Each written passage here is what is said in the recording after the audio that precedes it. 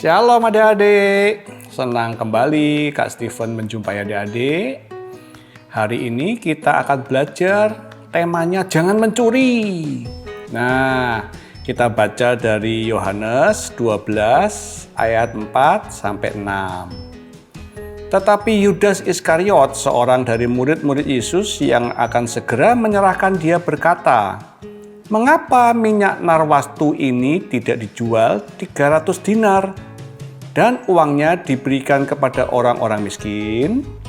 Hal itu dikatakannya bukan karena ia memperhatikan nasib orang-orang miskin, melainkan karena ia adalah seorang pencuri.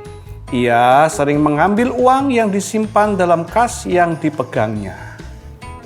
Alangkah baiknya, alangkah bahagianya jika nama kita, nama kakak, nama adik-adik tercatat dalam kitab kehidupan, tercatat dalam Alkitab pada waktu yang lampau, itu alangkah bahagianya.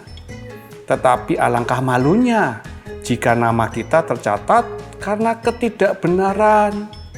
Kalau tercatat karena kebenaran, wah bahagia adik-adik. Tetapi kalau tercatat karena ketidakbenaran, malu. Nah, nama Yudas Iskariot dicatat dalam Alkitab karena ketidakbenarannya. Dalam cerita ini diceritakan bahwa Yesus masuk ke kota Betania. Nah, di sana Yesus hendak diajak makan sama keluarga daripada Lazarus yang baru saja dibangkitkan. Nah, suatu ketika Maria, saudara Lazarus, meminyaki kaki Yesus, memakai rambutnya, diusap gitu pakai rambutnya dengan memakai minyak narwastu atau minyak wangi. Nah, minyak ini baunya semerbak, menimbulkan sukacita seharusnya pada setiap orang yang membau daripada minyak narwastu ini. Tetapi Yudas tidak suka. Yudas Iskariot, dia bilang, "Kenapa dihambur-hamburkan uangnya? Lebih baik dijual minyak ini, bisa laku 300 dinar, lalu diberikan kepada orang-orang miskin." Itu alasannya dia, padahal sebetulnya Tuhan tahu hati Yudas ini tidak benar. Dia ingin menguasai.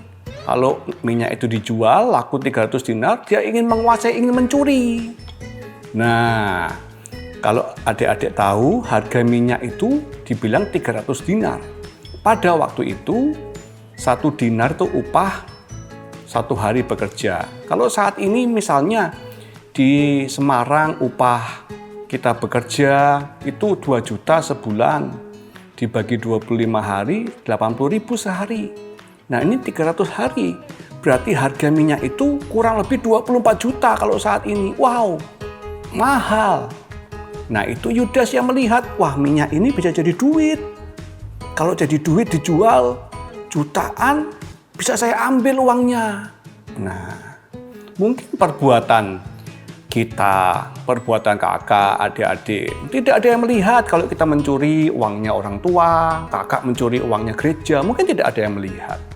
Tetapi adik-adik harus ingat, ada yang melihat, yaitu Tuhan.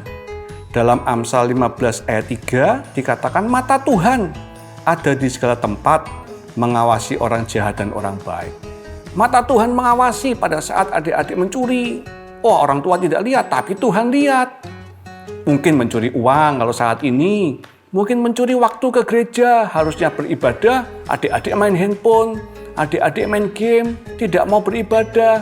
Padahal Tuhan bilang, harusnya kita beribadah, paling tidak hari Sabat, hari kita beribadah.